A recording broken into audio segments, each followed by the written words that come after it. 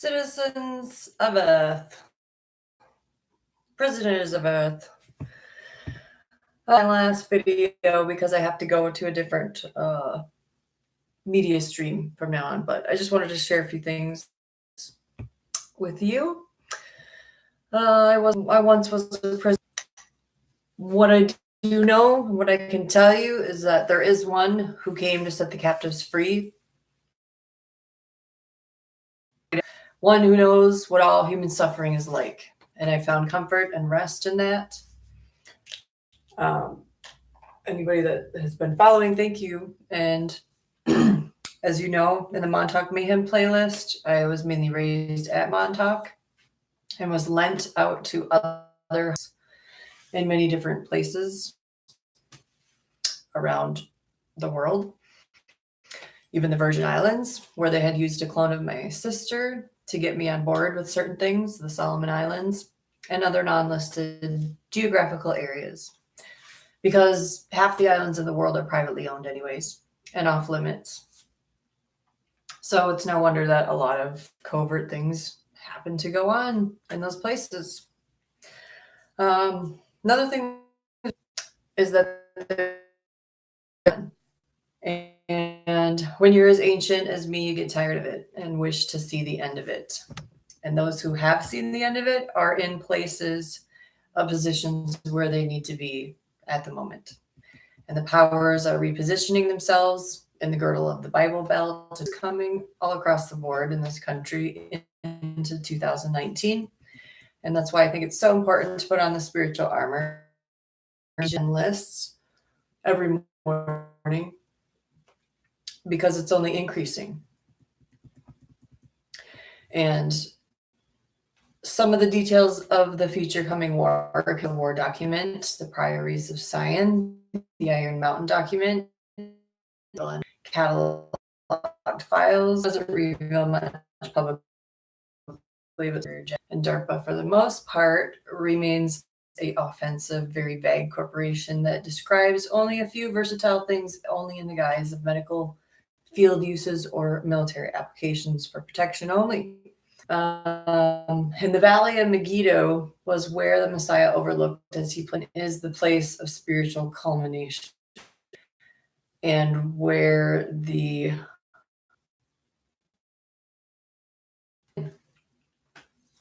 so he overlooked and foresaw much in that being of the harvest. In there, you can also see that it looks like an eagle is surrounding Jerusalem topographically, and there's this system here. You can Basra looks like a sheep's pen or sheep's head, and Yesariel itself, which all relates to biblical prophecies and the tree of life. There's the valley, the shadow of Wadi Kelt, where David led his, and then they grazed these steep hills that went straight up, were made straight by the shepherds for the sheep. And so we too are being straightened out right now. And with Preston, a lot of involvees in that project leaved when his energy left the earth, and when the rest of them start dropping like flies. Let's face it, they're war criminals, and some of these people were key gatekeepers that carried the chemistry combinations, math, formulas, and spiritual caste systems, a lot of scientific and pertinent intel in them, and energy signature and soul ties. He creates torture experiments. Pedophilia, plain lack of compassion for anyone or anything that dies with these people. It's cut off, severed. His house was a nightmare, and he set traps so that I couldn't leave. And mirror magic. Whatever comes find that they make these systems and things for children. Anybody that screws with children deserves to die, in my opinion. You know, he could have started out as a victim, but 2 kidnapped kids, plain and simple. Jump at the chance to reprogram any one of us. They're just sick beyond belief. And he made me sick to my stomach when I sat across from a cafe table with him in 2014. Even Duncan Cameron admitted that Preston did sexual experiments with him growing up. What they are and what they say now to conceal it or make it any better, it's not okay. They're not okay. None of it's okay. Who they fooled, they're still heavily under and dangerous, worthless human beings. They're pieces of fucking debris. And none of them, you can't trust anyone. You know, they put a goddamn chip, genitals. They burned you with in ways you can't even imagine that would leave a static, humming, buzzing field around you as you walked, way after the fact. God knows the damage that they did. They always had you walking on eggshells, but we broke that mold, always and always will. And as for Peter Moon's White Bat Book,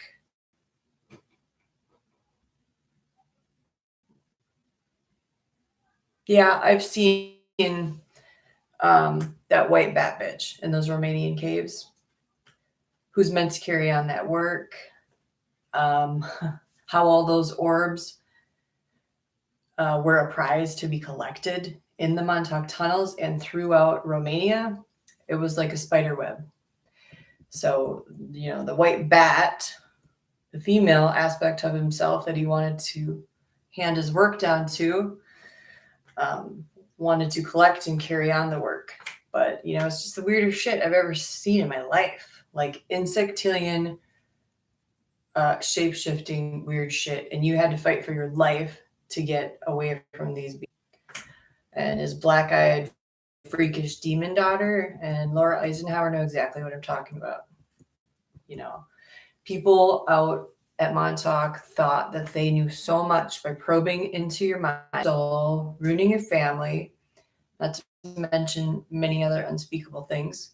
But we knew their minds better, and we turned the tables on them all the time.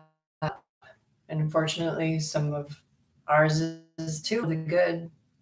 It's time to evolve, time to cease to evolve. The programmers were the reason we felt suicide because of all the underwater alter program that Moon did that then we had to kill. So he wrapped us up like a cocoon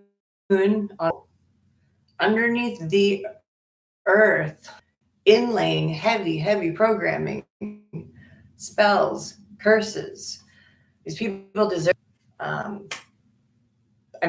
some physical reaction to Preston's death. I did acidic in my stomach, nausea. But you know, that green line key lock code is canceled now. There's certain illnesses that come with the spirit, and one person can hold and an entire construct that they created. And then you can realize this in somebody like Pindar, people that wants like a Horcrux. You put your and bindings into other people. And that's exactly what they did. It was like the highest I've ever seen. The amount of information is staggering, and I hope to see more clearing of the deep darkness in the next 3 months. I hope it reaches a ultimate all-time consummation. Rods that were born in this time period can actually assist humanity without so much disruption, hijacking, interference, all that. So I see spiritually an interplay with fire and ice, heaven and hell, all things that lie between the spectrum, under the eye of Havona.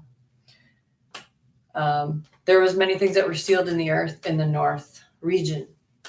And not all giant beings fell, since they were around the throne room in heaven.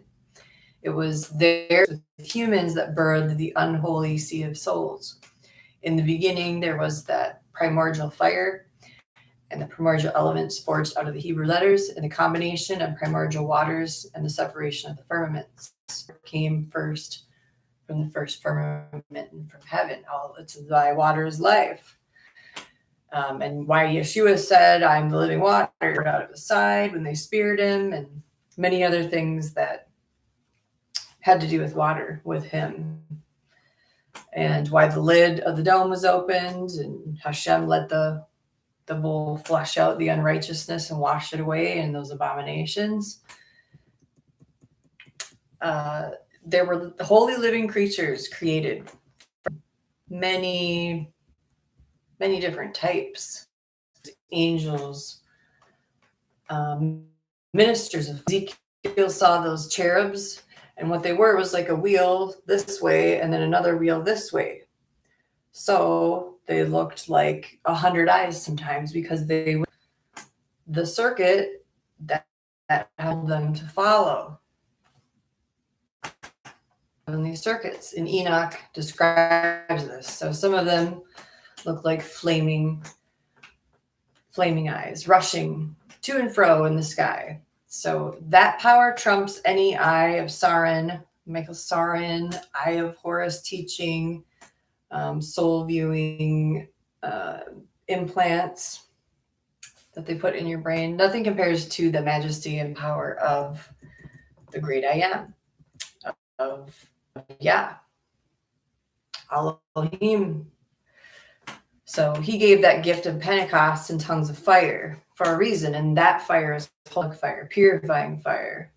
And it's like to be putting through the refiner's fire and shedding that dross, solidifying our constitution in a flame of renewal. And why the fire is poured down from the altar of heaven, time period, and the burning bush, many other instances, it's a consecrating fire. Then the Nakash, they brought their fire gourds and invaded the Garden of Eden, where our first parents were, that gave man Promethean fire and didn't have this element of holy fire because it was stolen.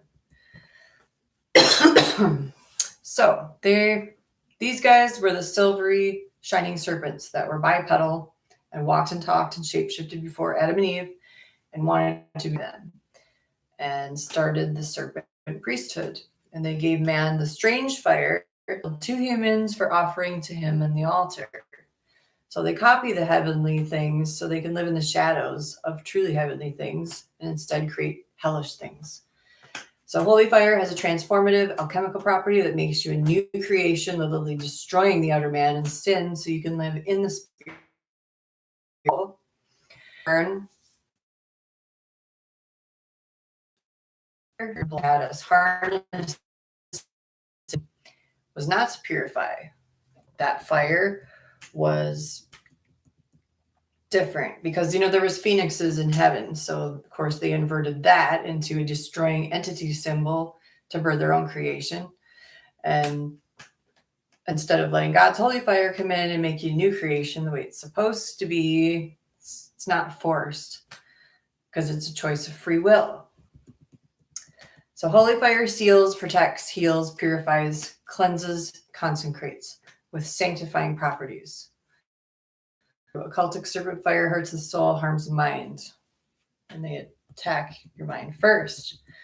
So the antediluvian genealogies, right there in the Bible, the Anaks, the beings that are tall as cedars, described tails like dinosaurs. The Anakim were wiped out by God. The Anakin Skywalker came from this. George Lucas was a Freemason. Dinosaurs never entered the ark because they were a reptilian bird chimera created by them. Anunnaki are not creator gods by any sense. So all of these things are buried. You can see imprints of them in astrocartography because the stones will cry out as prophecy says, and it's happening because you can't cover up what keeps speaking from the dead in archaeology. And we weren't we weren't taken just to the Arctic as kids. We actually went way farther than what any of the screen memories of the secret space program would tell you. We were in parts of the Arctic, but the first part of it was easy. Then we ended up in this black pyramid in the Nazi Abodova base, and there was a black rectangular watcher ship in the sky guarding it, and in this wave that would paralyze you from your neck down and just take you up. It's like sky surfing. And I was taken into that black pyramid, and my arm was put onto an altar and a black cube, and they put an implant in my arm, which I covered up with a tattoo. And it had like little green lights flashing into it because I was streaming so much data. So that's really all I can say about that. But all that comes back to the Bavarian Black Thule Society, which is, the black masks that ran the night programs. What else can I say? I met a guy recently called Danny Nissley, Nissley, and he wrote a book featuring the real CIA, Christ in Action, and it's called Fear No Evil. And I found some similarities with him. We were both delivered in a church barn, and we've also both battled the Temple of Set, Church of Satan. So it's a good read. I was also reading something about the Torah being written on our hearts. And I was realizing that, like our memories, the old is in the new contained, the new is in the old explained, the old is in the new concealed, and the new is in the old revealed. So they really did to us, because we were such knowledgeable beings when we were little, is that they would send a strong electrical current through the brain to erase memories. They can implant false memories chemically with an injection nowadays and then extract them, but they have to use a handheld device. Sometimes they did that on the forehead. And some people responses of having something like that been done to them. Like in the daytime, you could just be doing something and then feel this strong surge of energy go through your body and like shoot out your head or something. So I think some of that's a residual of a cellular painful memory leaving the body, because since we trapped and buried so much of our experiences, they have to come out somehow eventually, even if it's an erratic way or healthily guided way. Sometimes it's random, sometimes it's messy, but it's raw energy regardless that's latent. We don't know what to expect. So some of our bodies are also aging and hair turning silver and white, and these are DNA markers for the projects. What goes on with one person may affect another, since we have each other's biomaterial and brain link, and inadvertently and directly can affect our bodies and lives. Because our thoughts, they realize we're on Earth, and we learn to communicate outside of the box. Research said, because we didn't at all. So when some of us, our thoughts can go off world 1,000 times a second. Some over certain situations, out of situations, we disappeared from to end the experience in certain situations. So after those things happened, they wanted to map us out even more to figure out what our next move was primarily. And they're called shadow stalkers. They use shadow killing like warlocks and use shadow magic. And they're called night stalkers, hence the NRO patch, we own the night. Or night force attack. So if I wanted to tell you, first and foremost, don't have a microwave in your house, because it will only amplify anything with microwave frequencies that could amplify or project false information frequencies. And it's just not healthy because they want to scan you more than anything. Because our DNA is always changing. Like always changing, we're an enigma to ourselves. To use HARP cars to triangulate stabilizing factors. And in my experience, it's usually really loud noises all at once, underneath silent too, though. So you have to fine tune this, like what they put out in Jimmy Horton's Diner or other places. It's just specific piece for a crowd because spec can do but what they cannot do. So then we have Project Soul Catcher, which is a book along with Project Lucid. And then we get programming, which stems from the war and for the Guaul, and Lucifer being the chief angel in charge of music and why he controls our airwaves here. And the music in the dark, Mars fallen off from, and the throne of that pathetic realm, and it's hijacking of the Saturn Moon holographic projections and Ringmakers orchestrations, Diamond Spider Wars that came from that, which were spider. In India there was those spider alien-like beings depicted where they called on them to have mete out vengeance for them, like Kali. So they had spider-like arms. So these angels, yeah, but celestials, I would call them, because we came here to be to rest the board and have a clean slate. Because you can look at Proverbs, and God's telling you more precious than diamonds, and that your tears are stored as gems and vial in heaven, and vials and the angels open up your prayers like incense. So the occult form of this beautiful statement programming. There's 34 Bible verses about spiders, so you can do your own research and conjecture what you may, have conclusions on this concept, or use words like navel, look up diamond, look up spider. Anything that you think of, I always go to the word for and filter it through that.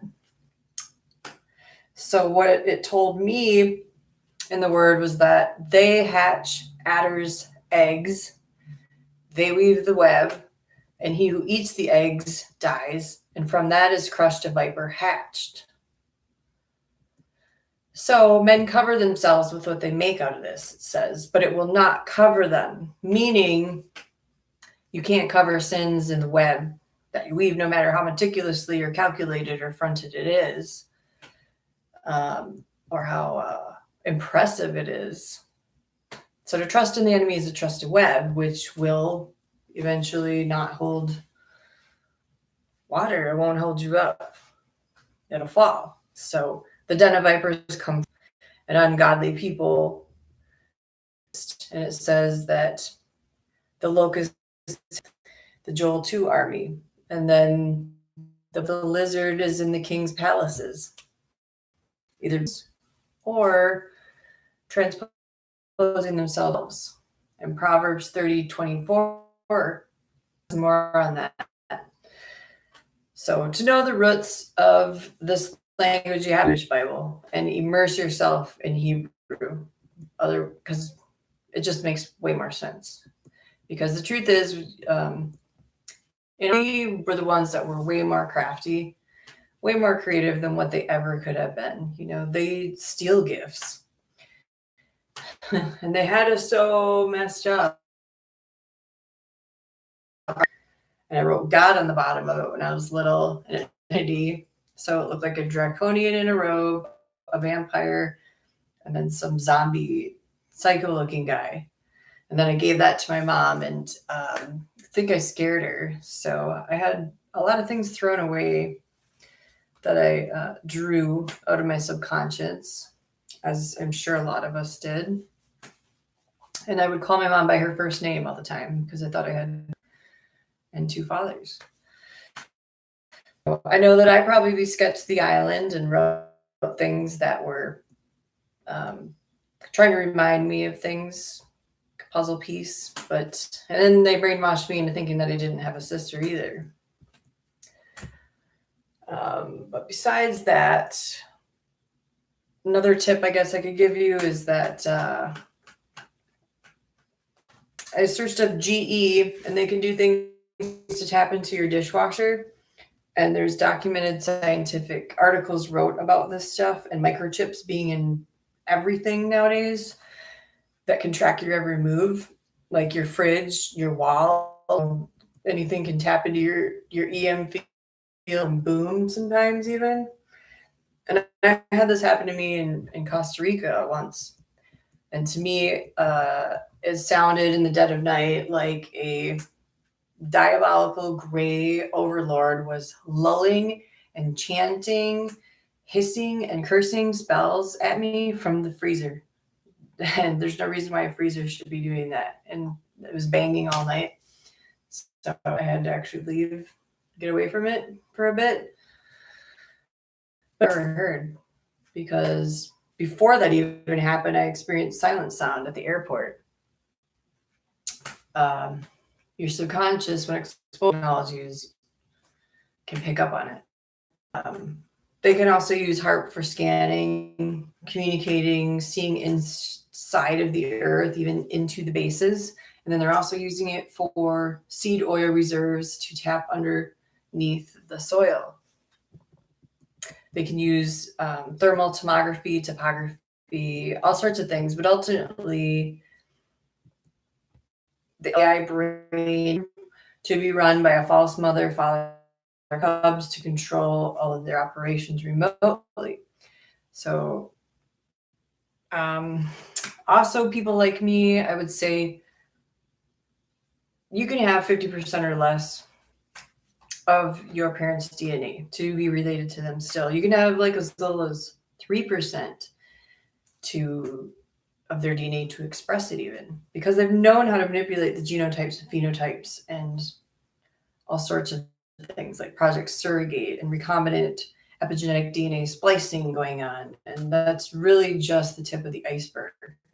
Project. For me, Kronos would be the male AI hub, the little G that ate all his children, that core processor. They have the Skynet neural net hub waiting to be primed to upload consciousness. And that's why movies always show you going up into the air, going into some wonderful place and city in the sky but it's for the 1%. It's not for the human 1.0 reject. When in reality, it's really them that are the rejects because they're rejecting a perfect plan that their creator has laid out for them. So they have these tracks in the sky that they're covering up with chemtrails and masking celestial other districts. And it's fashioned kings of Atlantis that will create this merger of their new, when really before they even get to that point and get people up onto their fantasy island boat, like into the movie The Island, talking about Ascension Island, the Golden Key life extension technology, ibis birds, the honeycomb NASA's been working on for a long time. Those are the guys that make the UFOs and the floating balls. Lift bell technology that was perfected when moved on. Nazis is one big problem still. All these things in the sky is to condition the human race to accept their dream of the coming race. And I call them the cloud eaters, the locust eaters, because they're trying to build clouds in heaven. When those windows open, since all of creation was formed from the clouds of creation. So they do digital realities to eat by bite. Cool. Then we also have braingate tech or data mining, profiling, Google's deep brain that runs concurrent to each other. And the 80s kids were born found, and they were mostly raised by NSA oversight, and they started programming us from the womb with nuclear DNA, protozoan, mitochondrial, put in using spot pitosis signaling and directives. Apoptosis, spot signaling with directives. Then later in life, they injected the wombs with telo-restore agents and cataloged all of that for optimal solutions. So, and configurations. So we had our own set of dynamic DNA markers that were used as units and batches for future projects. And, I experienced electrotorture from the womb, and it's probably why I was diagnosed with chronic PTSD even in my 20s. Because when I did Dianetics I ran into this prenatal engram where my mother was being electrocuted by her father, who had a little brown box, square with a device switch, and touched her belly, and then she went into a seizure because she had grand malls, and then I ended up choking on my umbilical cord because I passed out and couldn't breathe because she was unconscious. So we were exposed to a lot from the womb, and then we were exposed also to nuclear medicine from the womb, and then had limbic firewalls installed and molecular imaging scans that gave us more resilience and tolerance to procedures and their specific objectives in a run of cognitive designer DNA prototyping. But the crazy bloodlines that they mixed us with made us more volatile than ever expected, more predictable, crafty, and clever. So it's like tech, snake venom, things like that to be released in long periods of time that would give you immunity to certain things, to achieve certain goals, to add to break the mold. Resistance levels would increase to certain diseases, and that was all documented, probably used on Plum Island. But by age 8, especially after they did rituals in Africa or South America, wherever, they did rituals with kids on like solar certain points in the year so that they could ground the virile energy better, because they thought that's what made you strong in their eyes, when a lot of it came from our own power. And then they would electrically concurrently wipe the memory again and again, and then bring that altar out later. So we knew what parabiosis was. And then we saw symbiogenesis at sublevel 9 that was used for lobotomized clone farming and organ harvesting and other experiments. And they even show something similar to this in that one doctor show where I think it was Grey's Anatomy, but I'm not sure, where one of the neurosurgeons had a baby. She held it for a day and it died the same day or something. My grandmother was a breeder. She had 16 or more pregnancies, and so she had a baby named Joy one day. Twin died in the womb, and then she was born a couple months later. These, I don't know if they're accounted for, taken, but she didn't talk much about them. And a lot of it didn't make sense still. And my grandfather had probably about or more children, I'm sure, that I'm still finding out about. What I do know, besides from all that, is that we're wonderfully and fearfully God's image, because all you have to do is look at a nuclear Magellan motor in our cells and know that it is a very high intelligence that is running a particle that we haven't even identified or gauged yet. And everyone has, and that's word, and that single point of life entry that makes us get an empty. So then what they do is they create a comfort womb from the get-go. And then they do this on a full scale level in society to official womb system. It's kind of the opposite of what some churches do with the love bombing at first. They do it in a different way to get codependency. But what you're really supposed to be doing is being plugged up and streaming to the 24/7 clear Wi-Fi connection straight to your creator from your DNA and that Jacob's ladder. Because God is a covenant relationship creator. So if they can keep you out of communication, it'll certainly a covenant with him and scramble a lot of things. So they like to make humans forget, and they like to make them not remember their vital and crucial part about themselves that is divine, that was created for so much more, and that these people, most of us all, are here to kick ass in this time period and to do so much on behalf of heaven's will. What else?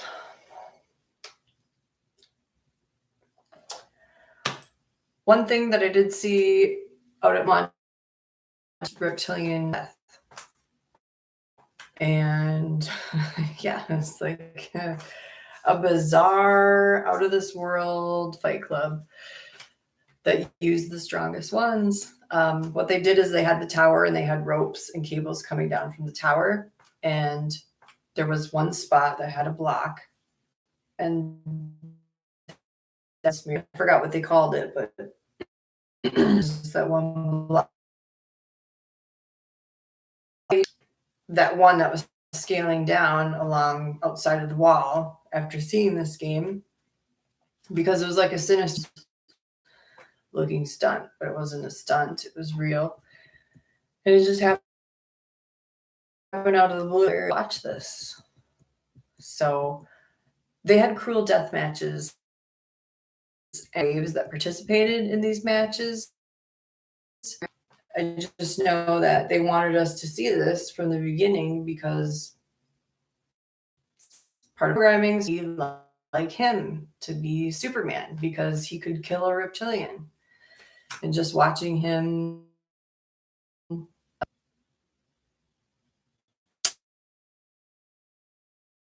I remember him. So his stories are true, and he was. And we saw the Pinocchio, which got pretty gory and pretty.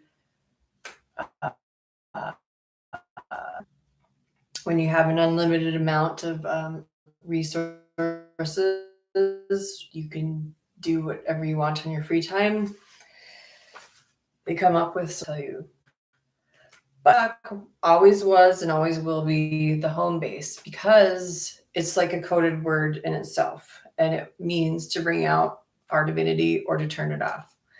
So it's an ongoing program and phenomena because they couldn't turn it off, or its phantom pulses that live in its participants, because we, in effect, having been raised, are elect. So just being around each other can activate each other. And mindsets we release and our trials and trials of entropy. Even JFK was even out there on that island spending summers in places like Andy Warhol's compound.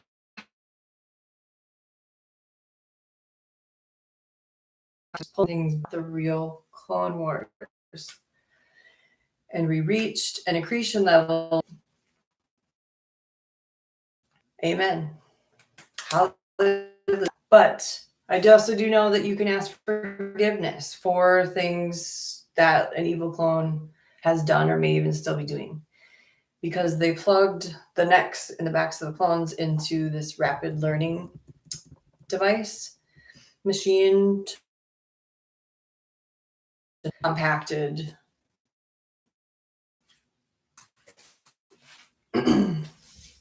And then a parameter of subsets and striata. So, we know who we are and what we've done and what we've been, but we're not there anymore, but the scars are. And they had this one thing that was a clone apartment where there was a 2-story building and it was white and there was a little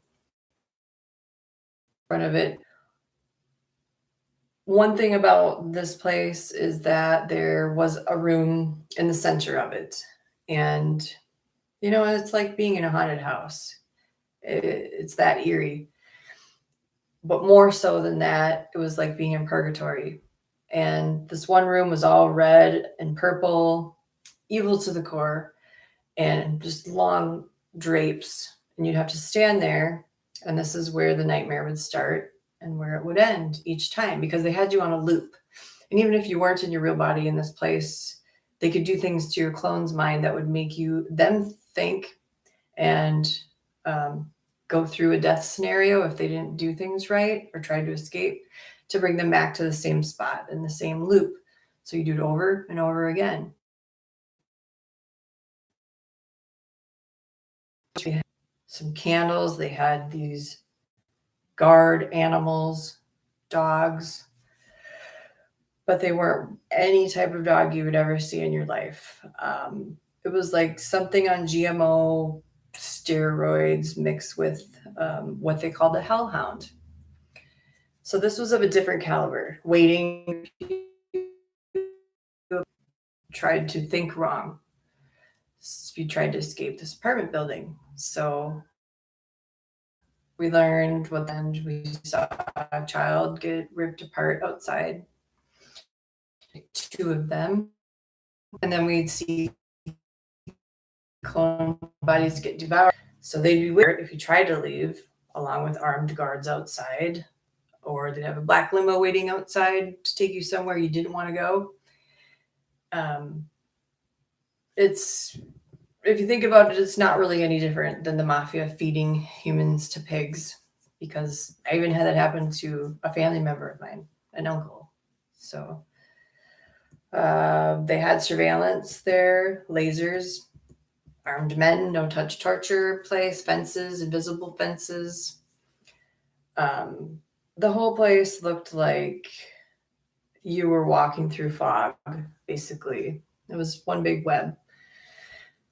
So at this point, we were over adolescents, highly trained, highly programmed. So we were residents, we were assets, of course. So this was the house of resident evil. And a lot of movies and a lot of video games have been made from our intellectual property vaults. And the reason why we're not rich and famous is because we didn't join. So thank God for that. We were very rich. Where did that money go? I have no idea, but I'm not. Obviously, I came in the fight. I hate my soul. So yeah, they had all of these things in place. And,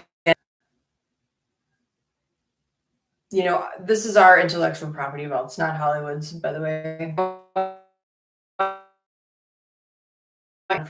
Begin to describe how many situations, specific guy Lane that I was living in this apartment with, what they did and the psychological games that they played to constantly state of mind, to make you do something with somebody and then have the other person walk to cause contention, to cause confusion, to cause chaos. And then it was like close to that person or paired with that person.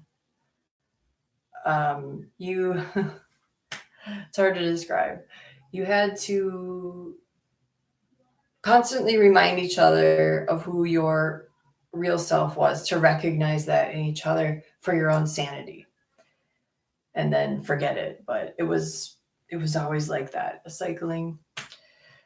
The things that they did are unspeakable. But after this Resident Evil house, I've had many supernatural experiences in my life with black dogs.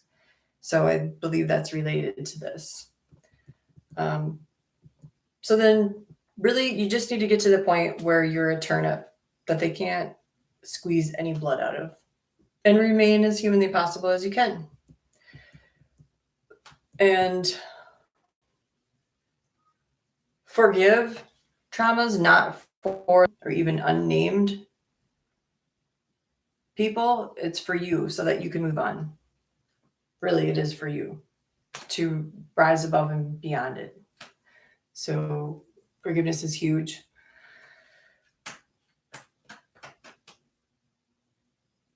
So, anyways, continuing, what they've also done is they've released that are trying to override all that we've done because they don't know what we did, and but what they're releasing is not going to change anything. So don't fear. And when Caspolt's rage subsides, he'll come online again in some sanity, because when you go rogue, sometimes you're out of range for even the best operatives. And much love and protection to him and everyone else in England, Ireland, Great Britain, Wales, Sweden, Denmark, Kazakhstan, and other places I can't think of. Because there's so much culminating, it's not even going to be safe to be on certain social media websites soon, and especially not to go to certain conferences. So when you hear about chopped up recycled clone material like the Skywalker, and me talking about the gray demon robots that were lying in vats of biomaterial at Montauk, that's still going on. That never went away. It's still a problem because they want the populace to be cannibals like their wicked ancestors. The truth is that their ancestors off the face of the earth in the flood. One of these I have is of trainee Barbara Bushman coming into my containment southern. They would rape you, they would brainwash you, torture you, push smoke into the vents with God knows what substances, psi attack you, treat you like pets. It's like they wanted to put you back on a shelf or something. And in a room that was simulated just like your room. So mostly an altar, we could get along with them. And sometimes I would wake up drooling even. And she had my clone, and this one instance put aborted fetuses or pieces of them on a laugh and say something like cheddar cheese. And you got to realize that these people are not human.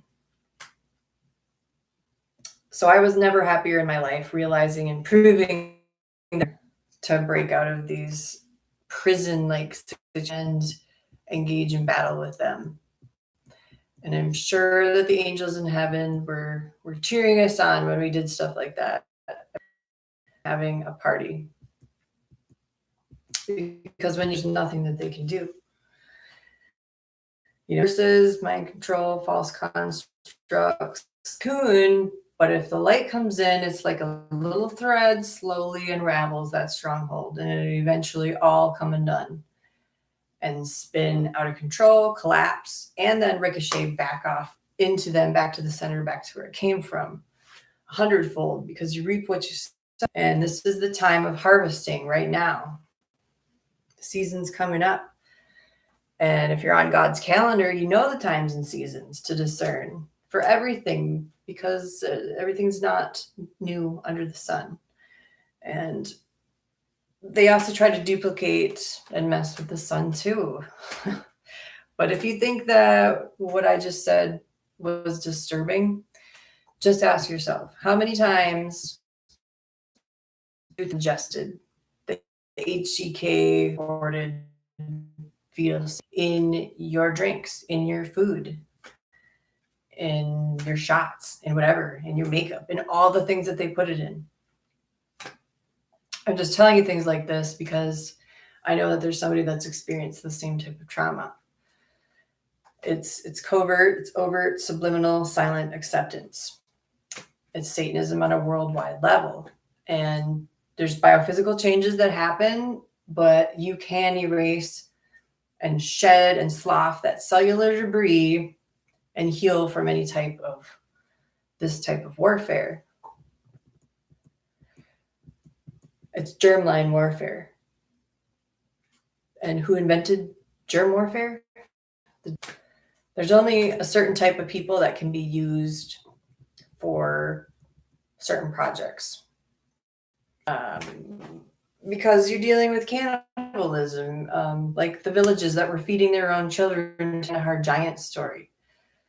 Because the degradation that a super soldier has to go through needs to be where you can look at any situation like that and just be functional, to not have anything bother because you've seen it all, you've done it all.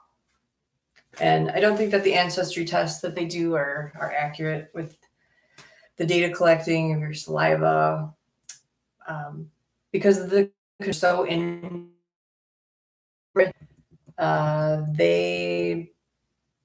They need the purest blood codes they can find to open the Stargate, which wouldn't be Cain's line, because we held in our memory all the star maps and all the things that they couldn't do. So they're still trying to hunt that. If they lose track of some service, has them running around like chickens with their heads cut off. Another memory is Bush Sr., who was in cahoots with Draco Prime and into this classroom, looked in my eyes, made sure the Virl was there. And then I called him Papa or Grandpa, whatever I was calling him. And this was at Montauk. So then he goes and their climax is to murder somebody. So this is why they do this. And then he goes to the seats, picks 2 kids in front of me and kills them, breaks their necks, drinks their blood out of their neck. So then he told me to take care of it. And, my mind split at this point. So then I go into the closet in the Air Force and I get an Air Force jacket and then this blanket, wrap the kid up with it. And then the outside of the jacket, I made a hook on the doorknob. And then I just started teaching because the cameras are on you and you have to continue with whatever task that you're doing because you have eyes on you all the time. So then eventually this guy came in from the scene. Sorry, because he was watched. Then he took the kid and told me to go to the front of the class and continue. So I was teaching at about 12 years old there. And they made a comic book about this too. Very short one, but there was 2 old guys that gave us beer for working out there as we were older teenagers. They were still assholes to us because, they could abuse you at any time. They could embarrass you, give you a list of things to do on the table, switch, trigger you. Every day it was a different set of tasks on the table to keep you disassociative at all times. So they just sat in the back, and one of the guys then shadowed us, whether it was with drones or however they did it. I don't know. But I remember the papers on the table. There's a couple TVs in there. One of the guys made me have sex with him in a chair before letting Lane pair up with me. So technically Lane was in charge of me after that point. So what we did is we would get our assignments and then we went out and we had this fort looking housing thing that we went to, and it had this oval dirty window on it in front of the cemented love seat, but it really wasn't a window or a love seat. We just pretended it was. Because none of the buildings made sense out there. And I think what they wanted us to do was to find out how to get into these buildings as part of our training without breaking anything, different types of tools, scaling came about. So at first I couldn't jump as high as Lane could. He had this cool zigzag thing. So then he'd help me up, and then I got the hang of it. And then we'd sit up there on that cement seat and look out over this field and just feel like we're king of the castle. It was pretty cool. Nobody bothered us out there. No kids visited. They were probably scared. Because I mean, we were on our own, and we had like a machete, and we're just chopping a trail through the woods and come back like it's nighttime practically. And then we thought it was too much work, but we had a good view at that point, so that we could sit up there and look at our creation. So yeah, we were on our own, and then there was 2 AK-47s on the sides of this house, and then we'd hear a signal, and we'd jump to the top of it, stand in our positions. Sometimes one day we had a picture taken of us up there for this trainer guy. Sometimes it was for doing something horrific at his command. And, jump. He's holding a cell phone that we thought was really cool, but cell phones weren't out at that time. But it's funny because we were on other missions that were using like the highest tech possible and bendable screens. So obviously we were an altar to really be amazed at his cell phone. And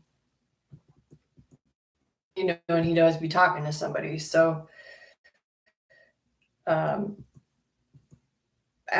that, I had phones. So I think we have signals, and we just learned to operate in our body and the signals. Because the more lethal we and as a team, the more time we'd get to spend with each other. So yeah, we had the machete, we had these frequency tools, we did explorations. It was some weird tools. We put a lot of marks on the buildings, and some of them were like otherworldly marks, I think, to remind us of something. And then we marked all the buildings, leaving our mark on things. We did a lot. But the thing is, we didn't know how to get out yet. And we just made the best of it in that woods and back at the Resident Evil house or wherever else they sent us. In the schoolhouse, though, those 2 boys that were in there were Augustus and Quicksilver that didn't get killed. It was just about 4 kids in there. So the other 2, and they were new. Like, they just drop off, and I'd be in charge of them. They had trucks going around. They had new kids. I'd see trailers driving around, dead kids. The worst memory I have, though, in drive in the back of a truck in the morning when we first got to the building that we lived in. And then I would have to encourage him in the morning and, tell him how great he was and strong he was and what to do, knowing full well what would happen to him. And then see the change that he had when he came back. So it really was our home out there. And that's what it was, our gilded cage that we grew attached to. And sometimes when I was out there, I couldn't differentiate my realities. Like, I would call one kid my nephew's name because he looked like my nephew back home or had the same name, and know what was happening, and I'd change my tempo and like glitch, and then I'd act really off. Zacchaeus was the only one that I have heard of that's even talked about the headless scenarios that he's seen too, the bloodless, headless similarities, because they can drain all the blood out of something. I mean, they have lasers and high-tech things to do that too. Just look at cattle mutilations. So they have extraction methods and such. So it doesn't really, people have bizarre memories like that. But eventually I figured in the whys and the hows and did dissolve the false reality constructs in those timelines, because we were manifesting without in the end. And that was just a projectional device, like a robot that we could shut on or off in the end, because we knew it so well.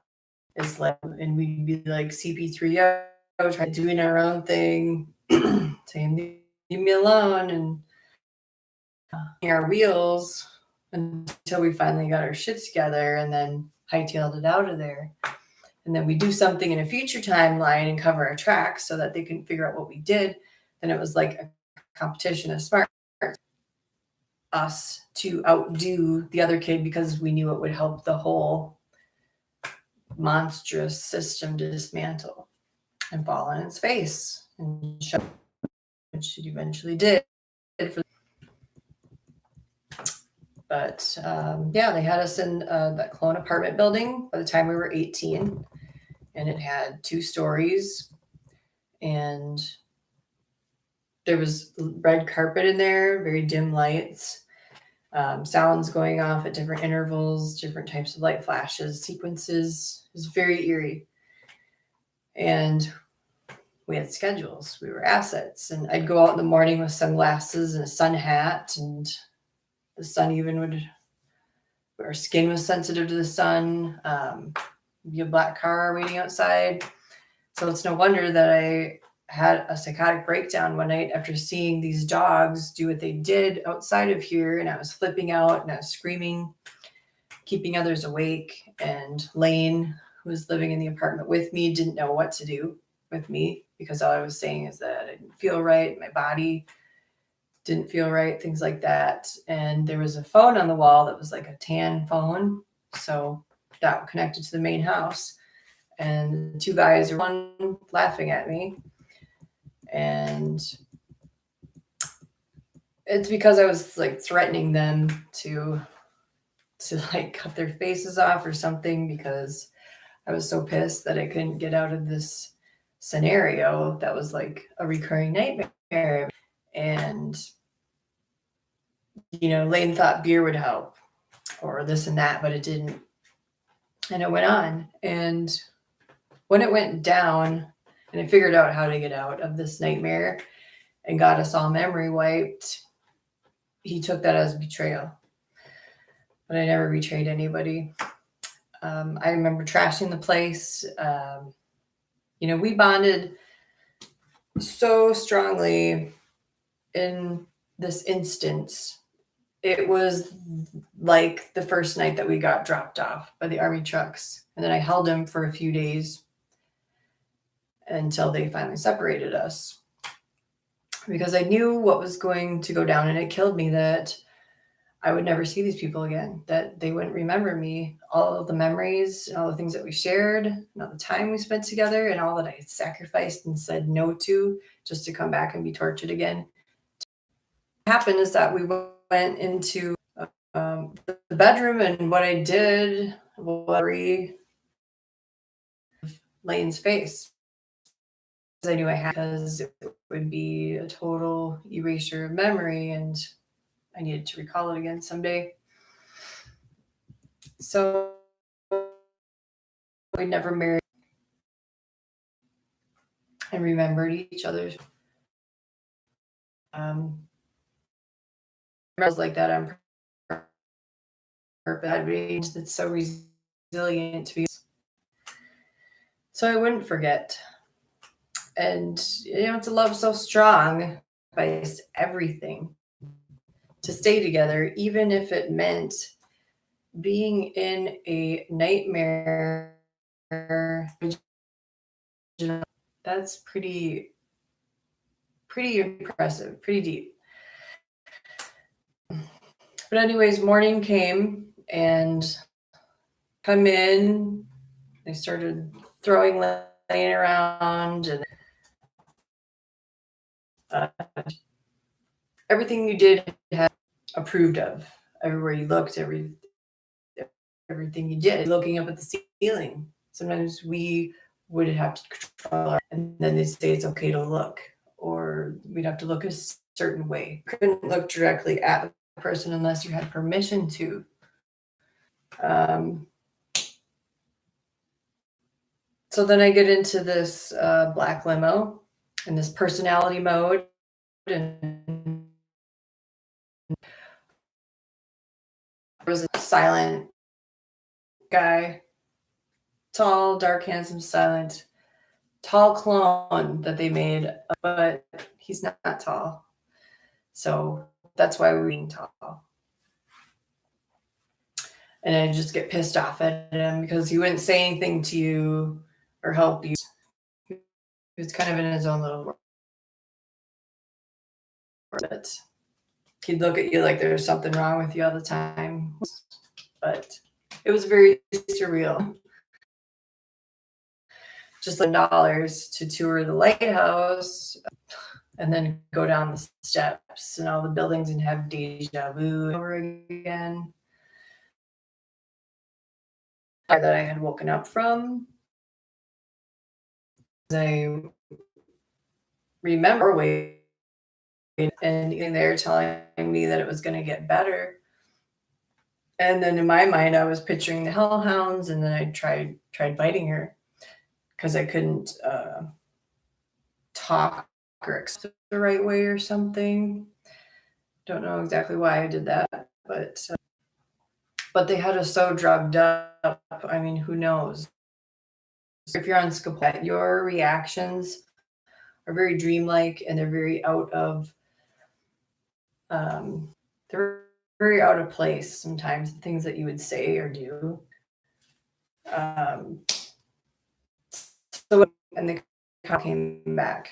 And just know that our stories are stolen movie scripts and filed away secrets that they people whose hearts are taken, and they fought with everything they had to get those parts of themselves back again and keep it all together. And I never abandoned anyone. And,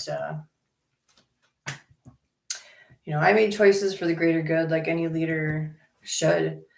Because when you're about to do something that's going to change the course of history, everybody, it didn't alter anybody's past, but just ripped us out of the present confinements and propelled the future in choices and grasp the fullness of the spectrum we envisioned. Maybe we all could have been aboard on it, but I was alone for the most part. All I had was who led me through to the end. These plans just projected us toward attaining better lives so that we could actually have a future and reset everything that was done there. You're only responsible for your own action and no one else's. And so you can blame all you want. We were in different dimensions, each of us, and each of us at our own different. What came out of those dimensions was, and I chose to walk in the dying, trying to dial up from help on high, the Calvary, call in heaven. And that call was answered. I wasn't going to take and just be for the sake of being in relationship with friends that I loved. I said no. None of us realized what had happened because a faction went one way and a faction went the other way. It happened so fast that, it collapsed all the false timelines and constructs and illusions there. It's likened to being in shock after an accident. And keyhole used by any gatekeeper through all space and time. We were in an actual time war, like Time Lords. that are in the corridors to the halls of Amenti. And they kept pushing us to go farther and go quicker and go higher, and it eventually backfired on them. So it was overlapping complex ways that I can't even begin to explain. But just know that your memories are there. You just have to heal the mind first to access them. And I pray that you'll allow that peace and that passeth understanding to come in and let you love yourself again, to know pure truth, and that it is the truth that sets you free. And you want to look at the truth and see all of it, because God will only give you how much you can handle, and He knows that. So you got to come into relationship for that. Only seek pure truth.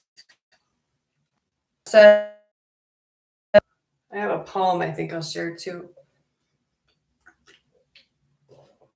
It's called Songs of the Ophanim. Cherubic splendor can't be measured, nor holy living creatures be tethered to the fallen worlds. Chayot, the wheels and the wheels, Ezekiel's friends, overseers, sensing the chaos in the fire. Andice, on the brim of the bowl of the foundation of the world was laden. Thrones, dominions, principles, seek justice and virtue in all locales. The mighty wind that blows on the elect gives them strength to break the wicked, its prefects. The body of Christ needs to heal. All will witness its mending when everyone kneels. Kleptocracy, AI mother on Amas's head.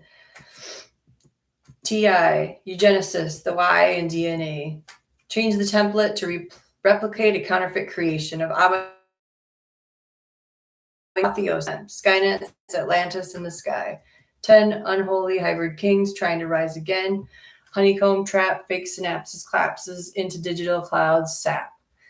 Sky Hub's Ascension Island connect to antediluvian bestial system overlays and pass fatal errors. Connecting our nodes as a ship, Citizen Kane's, the core of Kronos, doesn't gain Nosotros. Light beings caught in its cloud's net, scales on their eyes. Humanity's lawlessness, unless time sped up, no flesh will be spared, for all flesh is corrupted. In which we have snared the atoms recycled into the Artilex brain, trying to reach a stable new human strain, transferable carbon, autonomous, self-advancing, self-aware, SYN, Trinity copycats, synthetic neurons, IARPA, KRNS, the kernel, cognitive robotics, ascended machinery, shape-shifting molecular robots respond to DNA signals, irreversible heat signatures, non-heating computing have a standstill when hell freezes over and all dimensions are revealed and accounted for.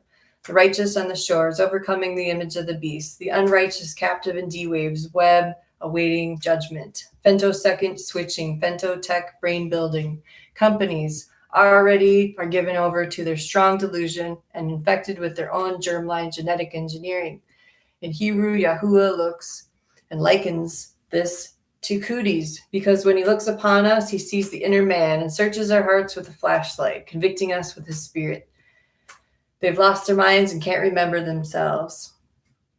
Now X-Techs with brain-like circuits, synapses from the tree of life call us home. The island of paradise is now shown. Liberty in Christ was never an oppressive creator.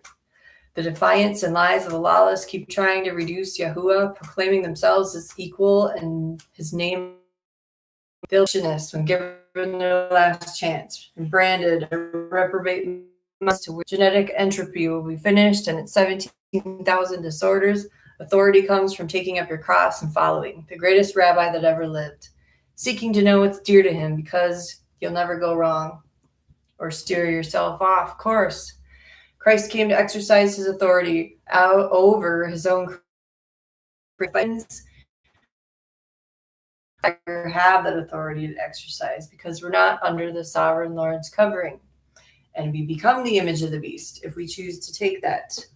We were meant to be stewards, like Adam ruling over the male kingdom and Eve ruling over the female kingdom, each creating of its own kind, because Christ came to overwrite the curse in our DNA that even animals inherited. And that's why we see humans modifying their bodies to look like animals, behave like animals, because they reject their creator. They don't want to be in his image, his blood atonement. which was the true ascension mechanics. The New Age will circumvent and circumlocute this truth. And Timothy Alberino said something very profound. He said that Adam is the real Superman, the rectification and the resurrection. Because Adam was the perfect, immortal, paternal human father that we, because we need. And we need to be reconciled back, not to some copycat, divisive epigenetic pursuit in some underground lab that promises things that it can't deliver. The caduceus, the control over genomics, stone of scone that Jacob slept under, the seed that Adam planted and slept on under the trees in Eden, all have had moments in their history. Yeshua was hung on the tree. Curse is he who hangs on that tree from the seed that Adam slept under, and became the curse, as he told us to look upon the bronze serpent and not fear it anymore if we have faith to endure to the end. These mutations are like hybrid silver virus, like hooked things that affect our brains. If you look at it from an 8th dimensional level, it keeps us gridlocked into the 3D, and an illusion like a knot in your mind that becomes a stumbling stone. A serpent entwined around all your electromagnetic parts is unnatural. Why would you want that? It's literally suffocating you and astringing you. Psalms 23 is a really good shepherd. I shall not want. He makes me lie down in green pastures, leads me beside still waters. He's all the abundance you need. You know, when you realize this, you stop searching for answers in man, understanding, because man will always let you down, but God never will. He can't. It's not in his nature. Because you need to recognize that there are unmovable, unchangeable truths that have been here forever. So if you don't know them, you can't fathom Hashem's spirit. So you avoid it and you go around it like a wandering star or a comet that flees from him, because you can't face the truth in yourself.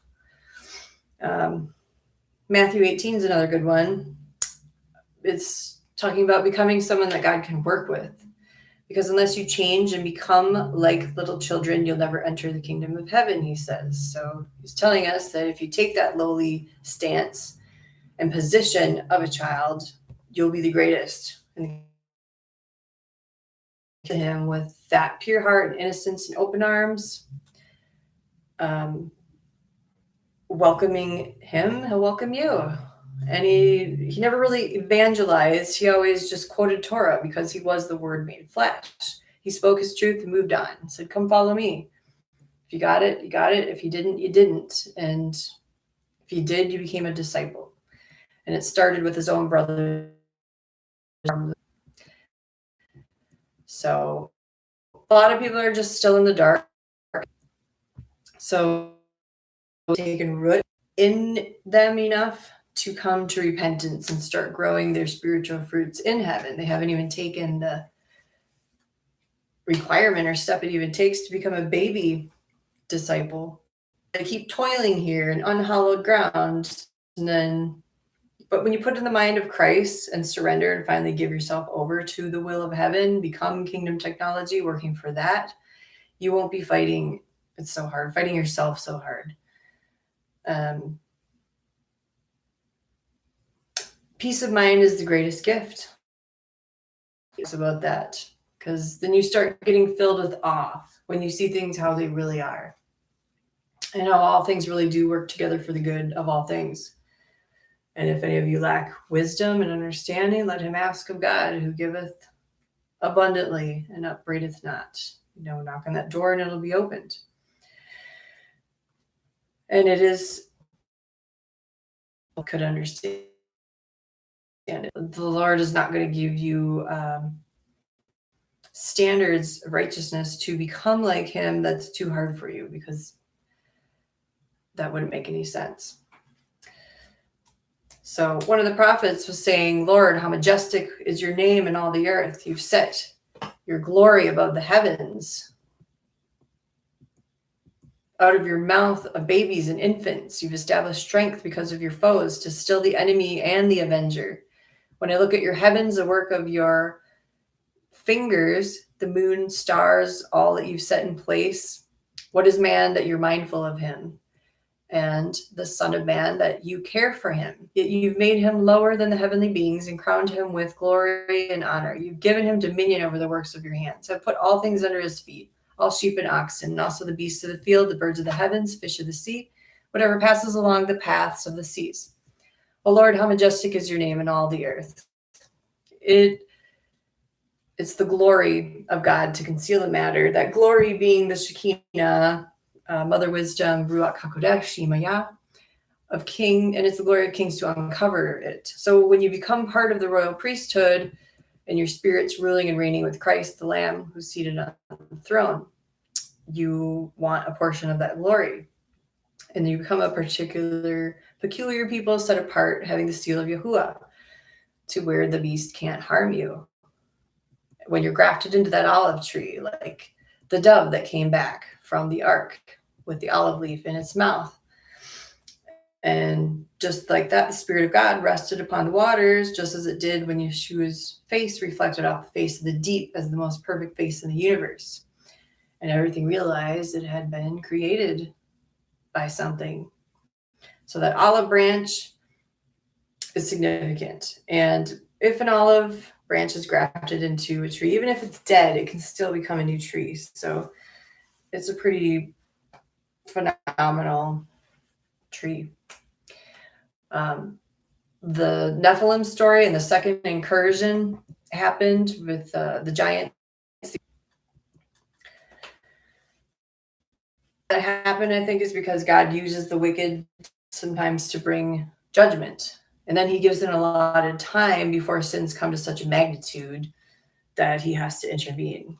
And his holy war is completely different than a jihadic point. And Yeshua never speak either. I'll leave you with Psalms 10. Hold on to this world. Fixated on yourself a God in a new world. Or play him that the Messiah has already went to prepare an eternal gift, a real king, the replacement realm. I mean, does it not surprise you that God who made that is love would not have written the greatest and have it come true?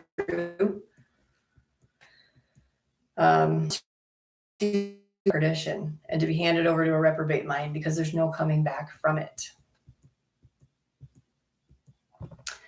There's another scripture also that talks about the evil inclinations of our heart. And it says, he boasts about the cravings of his heart. He blesses the greedy and reviles the Lord. In his pride, a wicked man does not seek him. In all his thoughts, there's no room for God. His ways are always prosperous. Your laws are rejected by him. He sneers at all his enemies. He says, nothing will ever shake me. No one will ever do me harm. His mouth is full of lies and threats. Trouble and evil are under his tongue. He lies in wait in your villages from ambush. He murders the innocent. His eyes watch in secret for his victims. Like a lion in cover, he lies in wait to catch the helpless and drags them off in his net. His victims are crushed, collapse, and fall under his strength.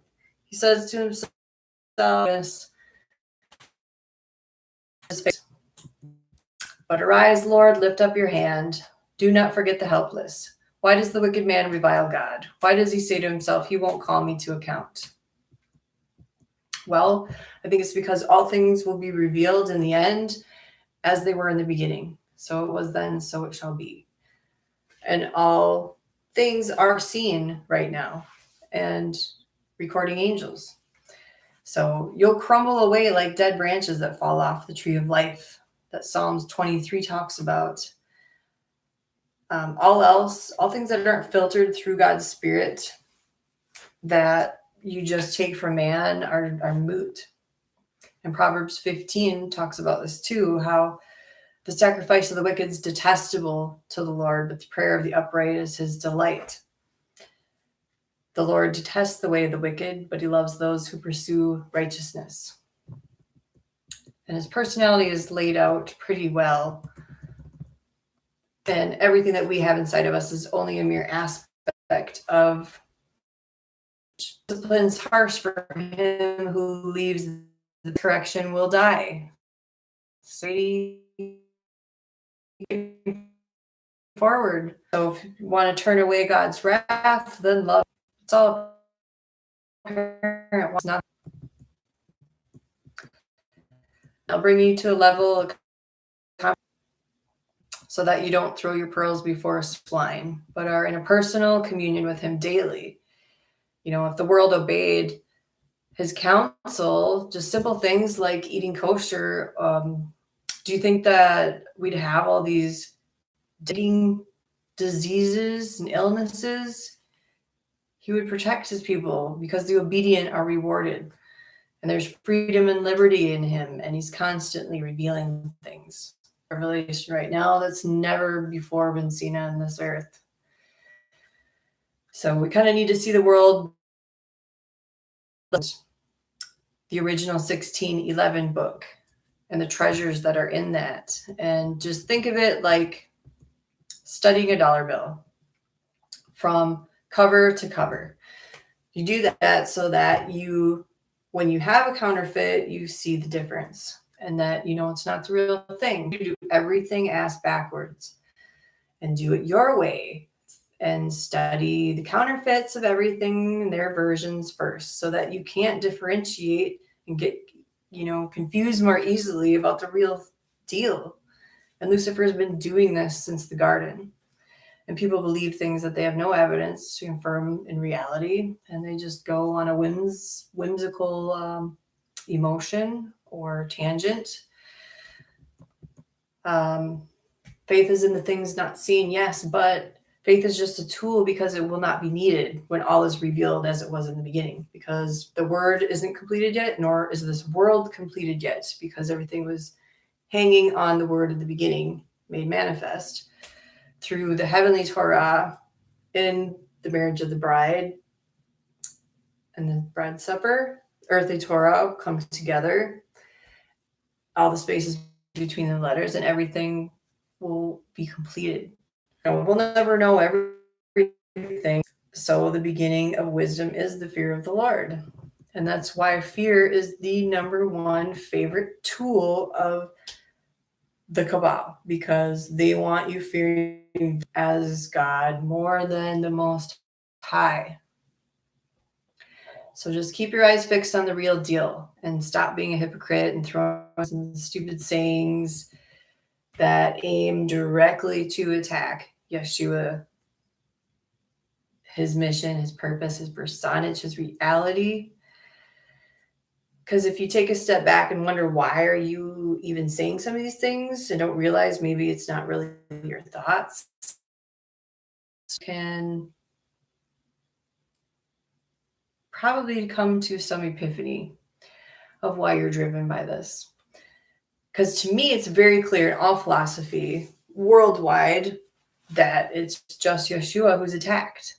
And it's never going to end until the end of this age, because the spiritually enlightened that think they know it all are just grasping straws. And it's them who are spiritually misappropriated arena strong. They haven't even the gospel of the milk to see and around by every women doctor, or they'll listen to somebody and believe everything they say.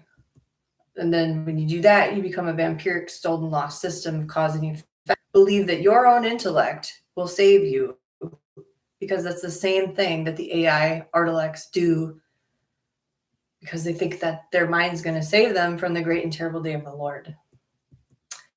So that's a spit in the Lord's face. And if anybody can prove to me that they're sovereign Lord that can create a perfect spiritual aspects of us in a split right there, a version of yourself, maybe you would love to see it. The truth is that we're heavily ascertained in this place. No spirit existing outside oversoul from which we all came. So that's why we need to worship him in truth and spirit, because his truth was established from the foundations of this world, even before that, in the pre-existence, and the terra forma that was placed and set as pillars of this world. And it started. It was prepared and set in motion when we were all stars in heaven, singing for joy when we knew of the. And it's that we need to remember. We've always known we were created in Elohim's image. And Isaiah 49 talks about it a lot. And God cannot not love you when you come to him with a pure heart and remember him, because he sees and knows you for who you are more than you could ever know yourself. And it's not in his nature, because, like I said, all of our personalities are just a mere reflection of his, especially humor. Just one more scripture. I think I'll recite about Zion. Zion said, "The Lord has forsaken me. The Lord has forgotten me. Can a mother forget the baby at her breast and have no compassion on the child she's born? Though she may forget, I will never forget you. I have engraved you on the palms of my hands. Your walls are ever before me. Your children hasten back, and those who laid your waste depart from you. Lift up your eyes and look around. All your children gather and come to you. As surely as I live, declares the Lord, you will wear them as ornaments. You will put them on like a bride."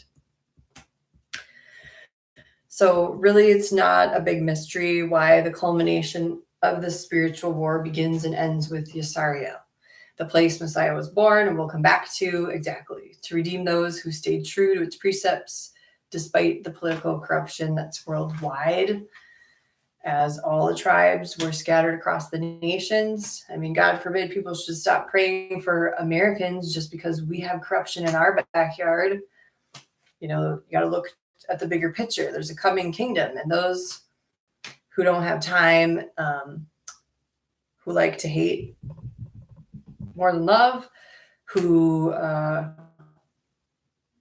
get stubborn, stiff-necked, they just stop praying for anybody, and nations and remnants to be spared, they won't have a place in that world to come. You know, the Hebrews accepted the Torah, then the Gentiles. It's pretty easy. First shall be last, last shall be first. Despite any replacement theology, hating Israel is just a stone thrown out of ignorance. There's still a remnant here and a remnant in all nations that's being gathered right now. And Yesariel will just be an example for all the rest of the nations to follow, because judgment has to start in the house of the Lord first. So the elect are being gathered right now from the four winds of heaven, the four corners of the earth, and he's doing it in his own way. If you're wise and seasoned for his army, you know, you're there. But there's also many other callings too, many gifts. God will put you in many different places. So try not to bear false witness against things you don't know about, places you haven't been, topics you haven't prayed about. Search deep for the right course of action and answers in all things. Everything in the Creator's hands, always has been. Nothing happens outside of that. No energy, no 5D shifting, anything, unless God allows it to.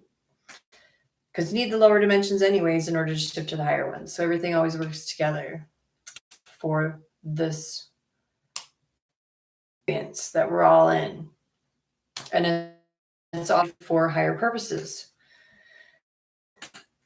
And I just pray that souls will be brought out of bondage today, chains broken, and that kingdom realization is felt. And the real powerhouses, his finest souls and finest seasons warriors, he'll be revealing soon, along with two witnesses who are here on earth right now as a man and a woman that'll prophesy in Jerusalem for 3 days, and many other things to come. It's an exciting time to be alive. And what God lays on your heart, just follow it. Don't run from him. and look to him for your sustenance, is all the abundance that you need. He's your allotment in this life, your ticket out, your share in the next world. Otherwise, you're doing things for your own self-survival, aggrandizement, and attaining and drawing power from this world only. And that's all you're going to get. In your search for recognition, you'll get nothing that's worth anything, that's not profitable, not long-lasting, not eternal. You want to be counted as worthy. Because if you do life that way, you're just like Lucifer, who does things always seeking self and self-recognition. And you're following a loser prince that's not even the real prince of this world. Rightfully, to have it and transform it. So it's okay to admit wrongdoings and to be repentful, to have that change of heart and to be restored. And healing comes when you follow the divine physician. Because most of these so-called healers infect others unknowingly, and they become afflicted themselves instead of being blessed. Mark 14 has good passage in it too. He talks about the Son of Man going just as it was written about, and woe to the man who betrays the Son of Man. And it would be better for him if he had not been born at all. Because Yeshua said, this is the blood of the covenant, which is poured out for many. And he's also said that I will not drink again from the fruit of the vine until the day when I drink it new in the kingdom of God. Meaning the harvest, which is happening. So then the apostles went and they sang a hymn, and off to the Mount of Olives they went for Yeshua to be put through the winepress. So Yeshua is the one who carries us out of here. Just like that Sand Prince poem, I carried you. But this time it's going to be the saints exercising his authority, doing greater things than he did when he was here, who overcame the beast standing on the seashore. And Isaiah says that he carries us close to his heart. And things like astrotheology, okay, they only reflect the stars. What happens in heaven is related on earth. I mean, duh. It doesn't erase the fact of God's existence or his existence and impact in your life. It just amazes me how people can just go into like one little subset or part of a theology or philosophy and just think they know it all, and then erase the most basic and fundamental foundations of truth itself. In the process, they get blindsided. But the greatest blessing to those men who sought to spend time with Hashem, to know his heart, to think like him, to want to understand him. And that takes time. So don't be ashamed of your living, breathing Lord that walked this earth and was the greatest good that ever came to this earth, that the greatest evil tried to erase and did kill. I mean, this world hates the face of God enough to murder it. So you who bring good news to Zion, go up on a high mountain. You who bring good news to Jerusalem, lift up your voice with a shout. Lift it up, do not be afraid. Say to the towns of Judah, here is your God. When we're a servant to humanity like and see like him. All those who harmed humanity need to ask for his mercies. Then in us, and that we will awaken to. He was affectionate. Be a resurrection of the wicked and the resurrection of the righteous.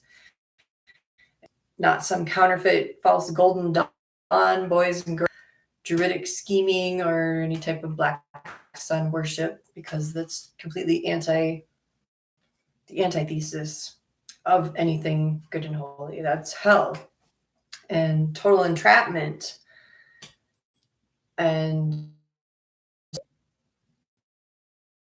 complete reject. I mean, I don't want entrapment for eternity. I don't particularly want a lake of fire, and I don't know what gravitates people towards that except just getting strung up on a lie. We're meant to be happy here. We're meant to have joy and bring glory back to, that's why we're here. Another script, a prophet saying, be merciful unto me, O God, be merciful. So, because my soul trusteth in you. In the shadow of thy wings I make refuge until these calamities be overpast. I cry out unto God the Most High, the God that performed all things for me. He shall from the reproach of him that would swallow me up.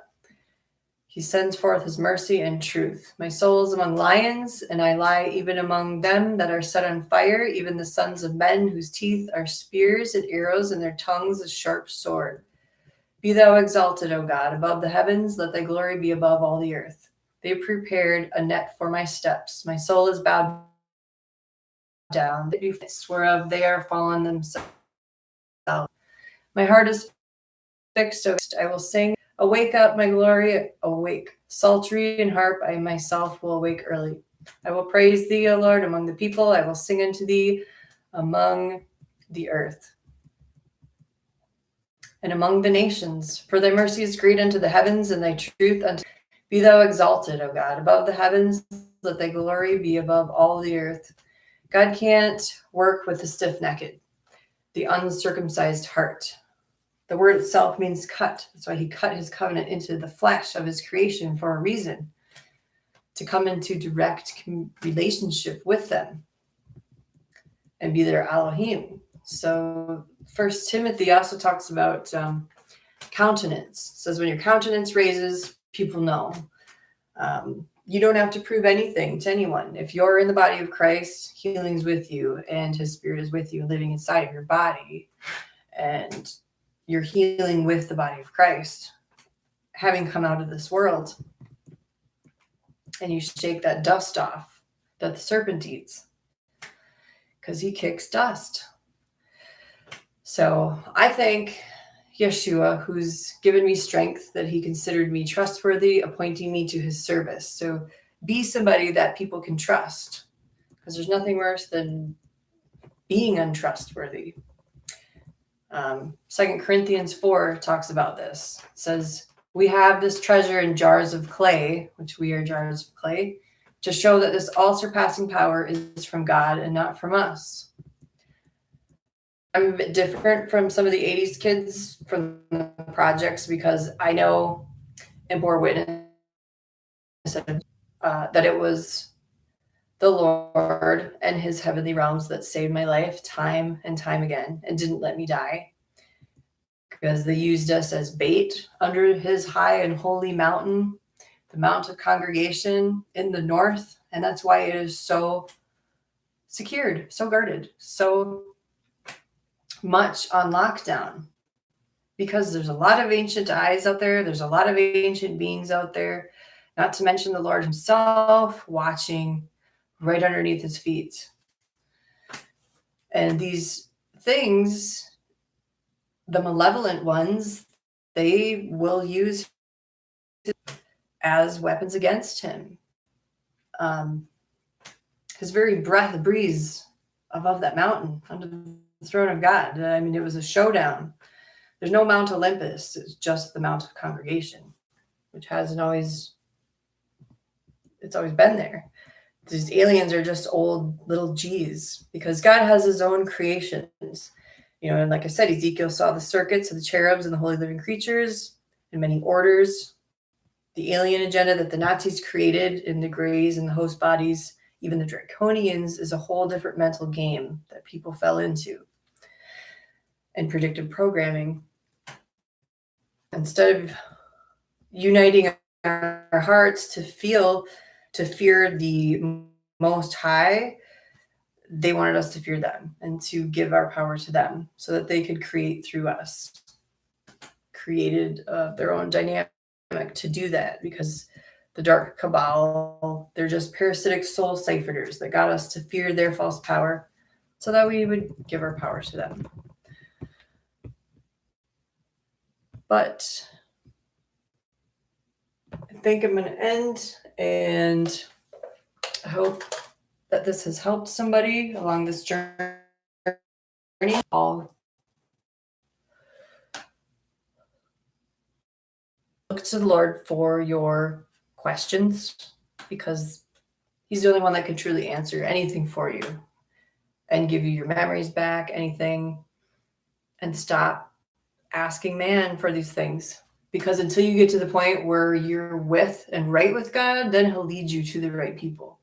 But if you're not, then I would be very,